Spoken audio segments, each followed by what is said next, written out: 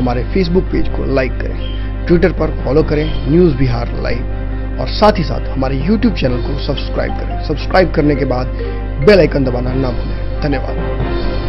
ये लोग भानुमती का पिटारा जो है, और ये कोई इधर गिरेगा, कोई उधर गिरेगा, कोई हिंद महासागर में डुबकी लगाएगा, कोई बंगाल की खाड़ी में डुबकी लगाएगा। एक बार फिर से अश्विनी कुमार चौबे पूरी लय में नजर आ रहे हैं और हमला दर हमला अपने विपक्ष पर कर रहे हैं।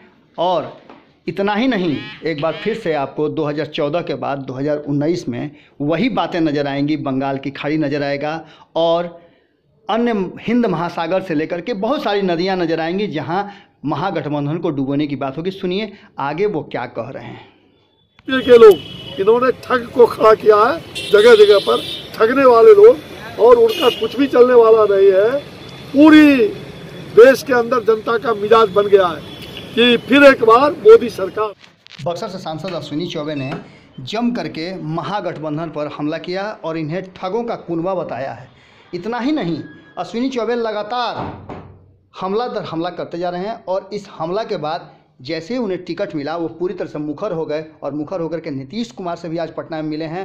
और एक बार उनका कहना है कि बिहार की सभी 40 सीटों पर एनडीए का कब्जा होगा, कोई टक्कर में नहीं है। सुनिए आगे वो क्या क्या कह रहे हैं। 400 से पार और बिहार में 40 सीट पर इनके दांत खट्टे होंगे। और ये सारे लोग जानते हैं लड़ाई है भ्रष्टाचार बिना ईमानदार सरकार की, लड़ाई है वंशवाद परिवारवाद बनाम राष्ट्रवाद की। हम उन राष्ट्रवादियों के साथ साथ पूरे देश में हम छक्का लगा रहे हैं। 400 से ज्यादा सीटें हमें आएंगी। ये तेज प्रताप कह रहे हैं कि हम अपने ससुर के खिलाफ लड़ेंगे। वो किसके खिलाफ? अरे पहले तो हम चाहेंगे, ससुर पिता तुल होते हैं, वो पिताजी के खिलाफ लड़ते तो ज्यादा आनंद आता। क्या मुझे लगता है कि आप भ्रष्टाचार के खिलाफ लड़े। जैसा कि आप सभी जानते हैं, अश्विनी कुमार चौबे हार्डकोर नेताओं में गिने जाते हैं और भारतीय जनता पार्टी में अपना पक्ष और भारतीय जनता पार्टी का पक्ष बड़ी मुखर होकर के रखते हैं। अपनी लय में वो बहुत कुछ बोल जाते हैं। उन्होंने ये आंधी के बाद ये एनडीए प्रत्याशी और उससे भी बड़ी चीज जो है अपना आशीर्वाद दिया और काफी सपोर्ट दिया और उन्होंने वहाँ भी जम करके महागठबंधन का क्लास लगाया।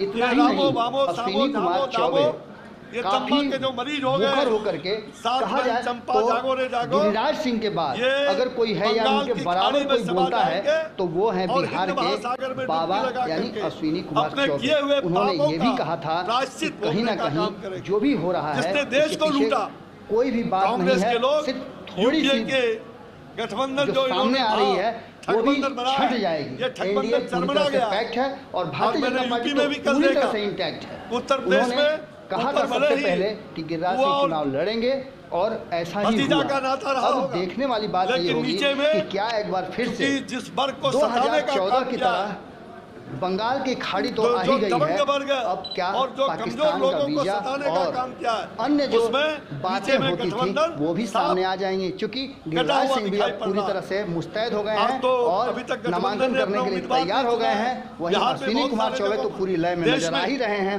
देखने वाली बात ये होगी कि एक बार फिर से 2014 मजबूत सरकार देंगे को दोहराया जाएगा। और जैसा कि दावा हो रहा है 40 की 40 सीटों पर पिछली बार 32 सीटें जीता था इन्होंने, इस बार क्या 40 की 40 सीटें जीतेंगे। और इस बार सबसे बड़ी बात है कि विरोध में सामने कहीं ना कहीं लालू प्रसाद नहीं है। लालू प्रसाद की अनुपस्थिति में ये उनके पुराने साथी क्या बिहार में एक बार फिर से एक नया कीर्तिमान स्थापित करेंगे। तैयारी जोरों पर है। जो लंबे समय तक एक दूसरे से दूर चल रहे थे वो अब नजदीक होने लगे हैं और एनडीए में नीतीश कुमार को लगातार साथ मांगा जा रहा है। आज अश्विनी चौबे सहित कई नेता मिले थे, इससे पहले गिरिराज सिंह भी मिले थे, आरके सिंह भी मिले हैं। देखने वाली बात यह होगी कि अब एनडीए को किस तरह से, किस रणनीति के तहत बिहार में जिताने का ये लोग काम कर रहे हैं।